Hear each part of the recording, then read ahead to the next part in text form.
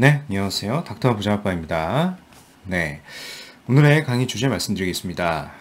중요한 기사가 하나 나왔죠. 2월 4일 이후에 공공주도 사업을 매수를 하더라도 6월 달 안에만 소유권 이전 등기를 하면은 입주권이 나온다라는 그런 내용이었습니다. 같이 좀 살펴보겠고요. 이와 좀 연장선상에서 지방에 거주하고 계신 분인데 이제 소액 투자를 생각하시는 것 같습니다. 그래서 소액 투자를 생각하시는 분들도 같이 한번 지역을 살펴보시면 도움이 되실 것 같고요. 네. 일단 과거 자료를 좀 간략하게 좀 복기를 해볼게요. 이게 2월 4일에 나온 이사대책이죠, 일명. 그래서 제목이 이거였습니다. 공공주도 3080 플러스 대도시권 주택공급 획기적 확대 방안이었고요. 이 자료가 가장 큰 문제가 됐던 것은 이거였죠. 투기 수요 차단을 위한 우선 공급권 부여 원칙을 확립한다라는 취지로 이 대책 발표일 이후에, 그러니까 이제 2월 5일부터죠. 2월 5일부터 매수를 하게 되면은, 이 사업 구역 내를 매수하게 되면은 현금 청산시키고 입주권을 주지 않겠다라는 내용이었는데, 문제는 이 사업 구역 내가 정해지지 않았다라는 거죠. 내가 모르고 샀는데, 그쵸?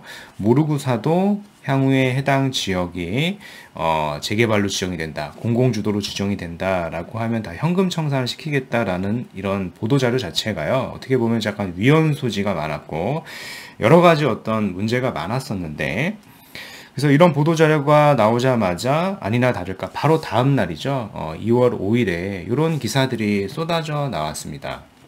공급대책 하루 만에 위헌 논란이었다라는 거고요. 그래서 2월 4일 이후에 집 산 사람은 현금 청산이 되고, 개발 소식을 모르고 샀어도 예외가 없다. 아직 사업지 확정도 안 됐는데 당일 재산권 침해겠죠. 사실상 빌라 등을 사지 말라라는 거고, 매수를 막아서 집값을 잡으려는 조치였다라는 그런 기사였고, 이와 좀 비슷한 기사인데, 이사대책 1주택자도 거주 이전 자유 침해였다. 청와대 청원까지 올라갔고요. 국민청원에 이사대책 반대 청원이 올라왔고, 백지 상태에서 신규 매입 주택 현금 청산은 당연히 이제 부적절한 것이었고요. 국민재산권 등 고려하지 않는 강제 사업이었습니다.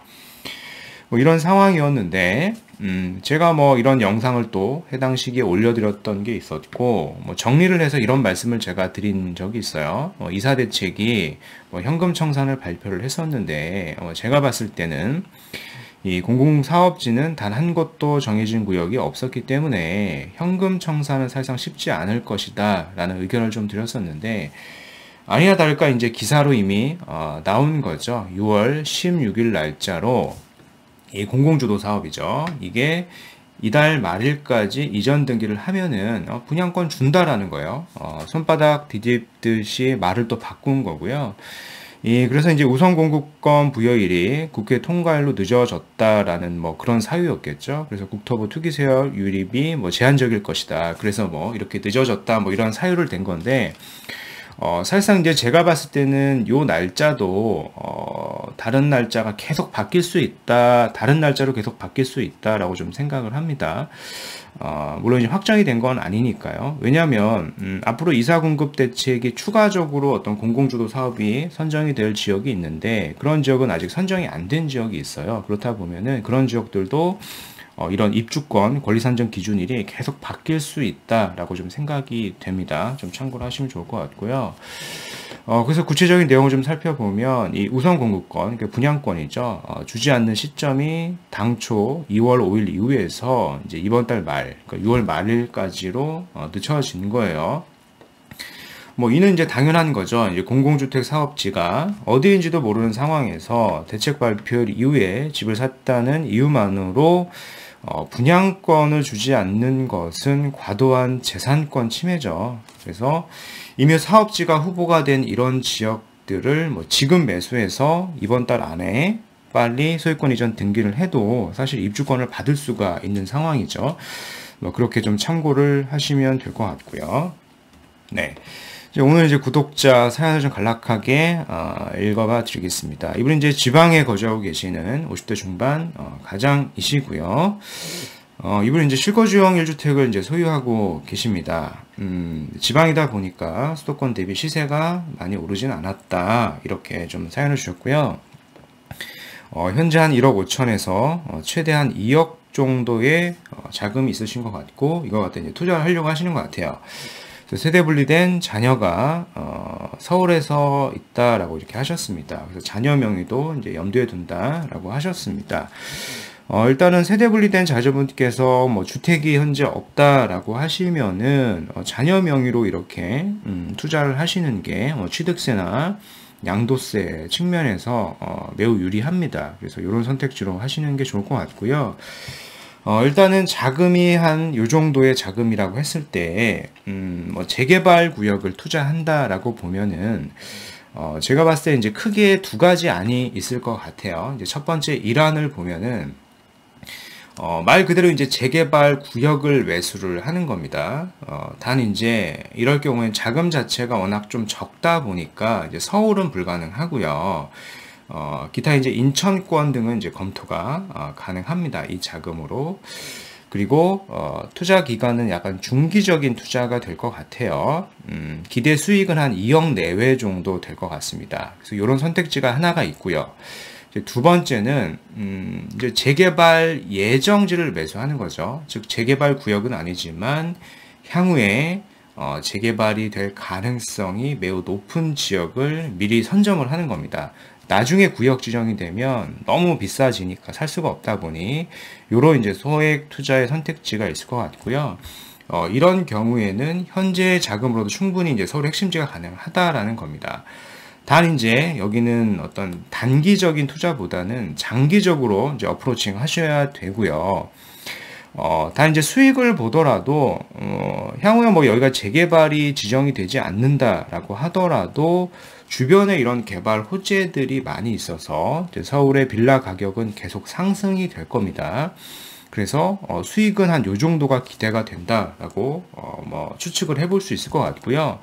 물론 이제 확정이 되면은 아주 큰 수익이 기대가 되는 겁니다. 그래서 크게 이렇게 두 가지의 선택지가 있어요. 그래서 이제 구독자분들께서 본인이 어떤 선택지를 할 것인지는 이제 투자 성향에 따라 다른 겁니다. 근데 저는 개인적으로는 좀 이안을 많이 좀 선택을 하는 편이고 좀 추천을 드립니다. 그렇죠? 네, 뭐 최근에 어떤 주택 시장 상황을 좀 보면은 탈서울이고 수도권 아파트 값이 더 오른다라는 기사가 있어요. 이제 서울의 집값이 아무래도 좀 많이 오르다 보니까 실수요자 입장에서 혹은 뭐 투자자 입장에서라도 이 중저가 아파트나 지역도 서울이 아닌 경기 인천으로 지금 쏠리고 있는 것이고요. 그렇다 보니까 경기도가 거의 한 0.4% 가까이, 인천이 0.46%나 가장 많이 높게 상승이 된 거고요.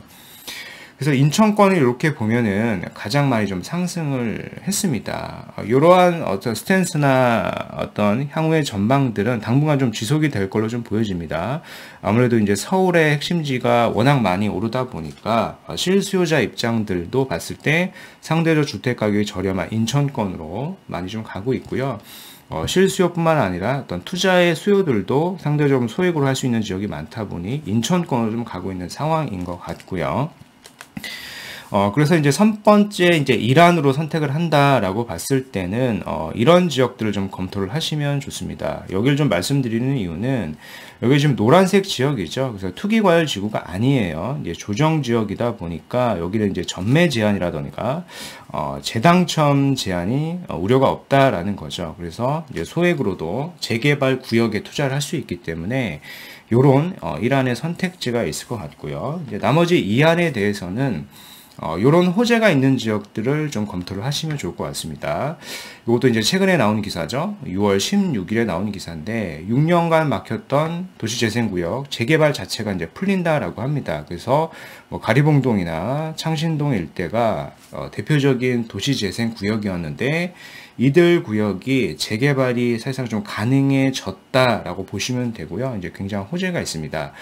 재개발 구역으로 지정이 되지 않고 어떤 호재성만 가지고도 시세가 좀 오르기 때문에요. 이렇게 먼저 선점을 해 보시는 것도 제가 봤을 때 나쁘지 않다라고 좀 생각이 되고요. 네. 뭐 구체적인 내용을 좀 더 보면은 이런 겁니다. 16일 서울시 고위 관계자는 이 도시재생구역도 재개발을 허용하고자 내부적으로 이제 큰 틀에서 이제 합의가 됐다라고 하죠. 그래서 서울시 관계자는 이 도시재생의 기능이 아직 남아있지만 재개발 방향성에 대한 전향적 검토가 이루어지고 있는 것으로 알고 있다. 법적으로는 문제가 없는 만큼 빠른 시일 내로 방향성 정립해 발표할 것이다 라고 이렇게 기사가 나왔습니다. 그래서 뭐 대표적인 지역들이 뭐 창신동, 뭐 가리봉, 장위 10일 뭐 이런 지역들이 있을 것 같아요. 여기 이제 해제구역이고요. 그래서 이제 도시재생구역도 대규모 복합 개발이 될 가능성이 좀 높아졌다라고 좀 보시면 될 것 같고요. 이제 창신동 일대는 일부 이런 성곽 지역들이 있거든요. 그래서 여기가 지금 문화재다 보니까 아무래도 해당 지역들을 좀 피해서 투자로 검토를 하시는 거는 좋을 것 같습니다.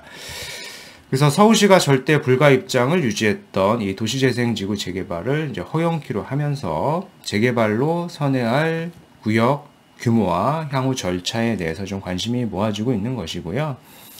그래서 이런 지역들을 좀 눈여겨 보시면 좋을 것 같아요. 아직도 이제 소액으로 가능하죠. 그래서 오늘 말씀드린 내용을 좀 요약을 해 보겠습니다.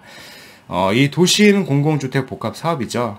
일명 이제 이사 공급 대책인데 2월 5일이죠. 2월 5일 이후에 매수를 해도 매수한 사람들도 현금 청산 되지 않는다. 즉 입주권이 나온다라는 거고. 정확한 날짜가 현재까지 나온 걸로 봤을 때는 6월 28일까지 이전 등기하면 이제 분양권이 나옵니다. 그래서 뭐 힌트를 드리면 뭐 이미 발표된 지역을 지금 매수해도 이제 받을 수가 있는 거죠. 소유권 이전을 빨리 하게 되면은요. 뭐 힌트를 다 준 거죠. 사실 어떻게 보면은 오늘은 그런데 또 마지막으로 50대 중반이고요. 지방 거주 1주택자인데 한 요 정도로 이제 소액 투자를 고려하고 계십니다. 그게 이제 두 가지 안이 있는데 1안의 안은 아예 재개발 구역으로 가시거나 단 이제 인천권 정도만 가능할 것 같고요. 여기 이제 장점이 전매 제한이나 재당첨 제한이 없다라고 하는 장점이 있고요.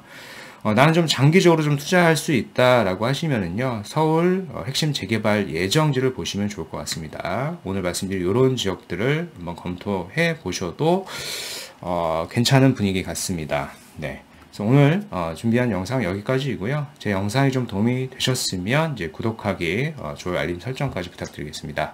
이상 닥터 부자였습니다. 감사합니다.